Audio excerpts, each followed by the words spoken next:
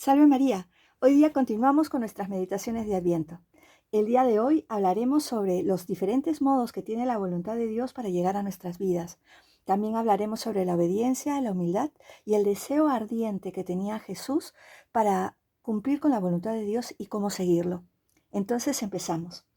La voluntad de Dios se nos manifiesta de una forma expresa a través de aquellas personas a quienes debemos obediencia y a través de los consejos recibidos en la dirección espiritual. Pero la obediencia no tiene su fundamento último en las cualidades de las personas que nos guían, como la personalidad, la inteligencia, la experiencia o la edad. Veamos un ejemplo. Jesús, por ejemplo, superaba infinitamente a María y a José. Él era Dios, pero les obedecía.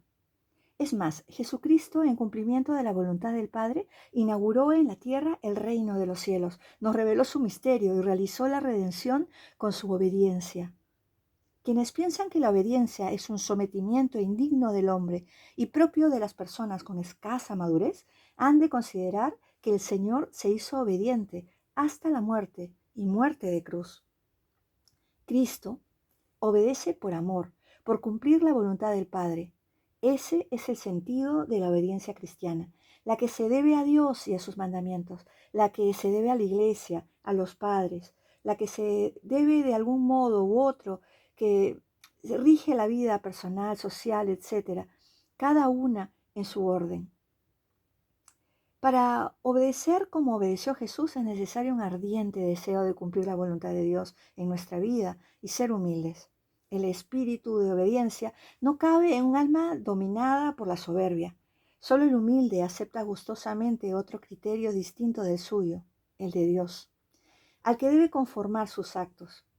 El que no es humilde rechazará abiertamente el mandato unas veces y otras lo aceptará, aparentemente, pero sin darle cabida en realidad en su corazón, porque lo someterá a la discusión, crítica y a las limitaciones y perderá el sentido sobrenatural que tiene la obediencia. Estemos precavidos entonces, hay que darnos cuenta, porque nuestra tendencia al egoísmo no muere, siempre está presente y la tentación puede insinuarse de muchas maneras. Dios exige que al obedecer pongamos en ejercicio la fe, pues su voluntad no se manifiesta como bombos y platillos. A veces el Señor sugiere su querer con una voz baja, suave, allá en el fondo de la conciencia, y es necesario escuchar atentos, así, con mucha atención, para distinguir esa voz y serles fieles a todas las llamadas y a todo lo que nos está pidiendo Dios. Hay que estar muy atentos. En muchas ocasiones nos habla a través de otros hombres, de una lectura. También puede ocurrir que la vista de los defectos de esas personas o el pensamiento de si están bien informados, de si han entendido todos los datos del problema, se nos presente como una invitación a no obedecerles.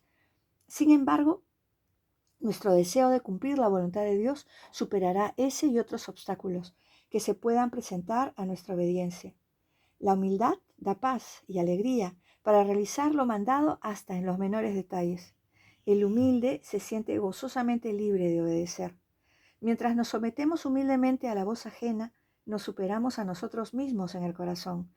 Superamos el propio egoísmo, la soberbia, rompemos con sus lazos que nos esclavizan. En el apostolado, la obediencia se hace indispensable.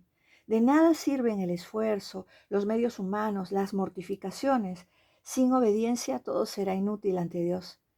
De nada serviría trabajar con tesón toda una vida en una obra humana si no contáramos con el Señor. Hasta lo más valioso de nuestras obras quedaría sin fruto si prescindiéramos del deseo de cumplir la voluntad de Jesús. Dios no necesita de nuestros trabajos, sino de nuestra obediencia.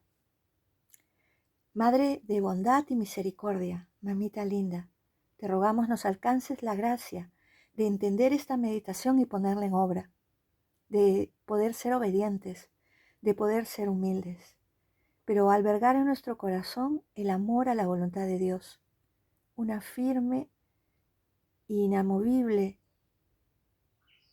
obediencia por amor a Dios. Bendito seas, Señor, que por tu santa cruz redimiste al mundo. Salve María, Que Dios los bendiga abundantemente.